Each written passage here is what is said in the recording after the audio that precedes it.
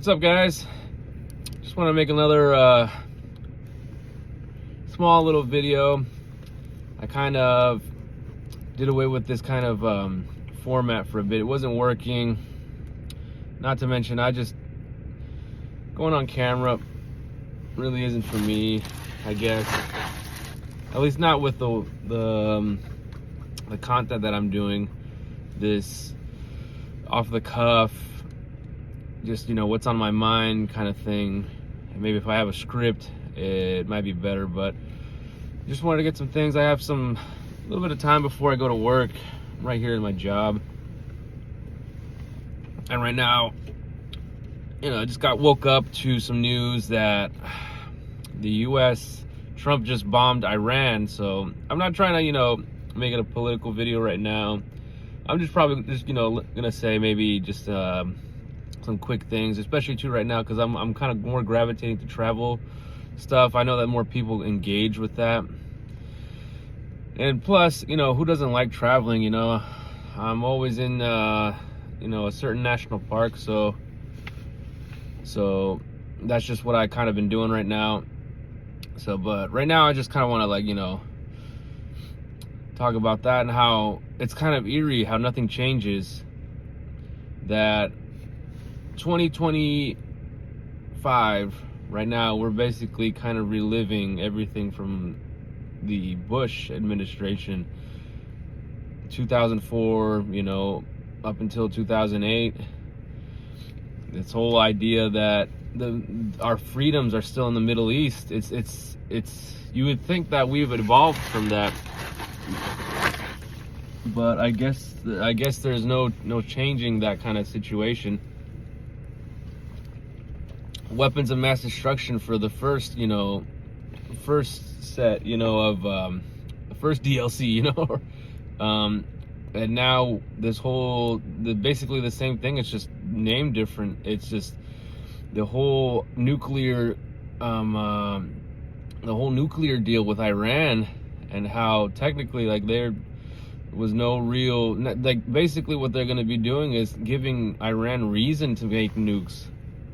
If you keep bombing them, you're not going to deter a country like that to not make nukes now. Now they're going to see if they can find nukes somewhere else, or maybe make their own program, or put, and it's just I'm getting all kinds of stuff right now already, dude. There's already a channel saying that they don't want to go to war with Israel if the U.S. is in it, and they're asking the U.S. to not be in it. But it's just, at this point, it's some channels made it pretty clear that Israel is basically the 51st state of the country. So 51st state, why wouldn't you fight for one of your states? And that's one of those things. So it's just there's people saying that no, this is not Israeli war. This is a U.S. war of imperialism, and I can see that to an extent, but at the same time, really, it's a war of imperialism. At this point, not even by proxy anymore. It's an Israeli expansion. This is the Greater Israel plan, I believe. I'm not really big, into the whole Israel conspiracies, but I do believe it's just why is the state of Israel so important? It makes no sense. So just some things right there. I just wanted to get some stuff out there. I'm already a conscientious objector. I don't believe there will be a draft, but there's going to be a really big push, just like in 2001, to get everybody out there in the name of patriotism, to get everybody out there in the name of defending freedoms, the freedoms that, I don't know where my freedoms are in the Middle East. I don't know how my freedoms got there. I'm barely just trying to make it right now in the U.S., but somehow my freedoms are also over there in Iran, and how they hate me for my freedom. But as the U.S. is honestly is the bad guy at this point, man. You can't argue it, man. The only people that are really on the whole idea that that, you know, the country is a bastion of freedom are really just the tradcons, the traditional conservative types that tap dance for anything, you know, so long as it's like, you know, covered in the, you know, stars and stripes and, you know, old glory and whatever, you know. It's just the people that have already dropped, you know, they've already taken the Kool-Aid, and now basically this whole MAGA movement is kind of, you know, just given, that's their steroid right now.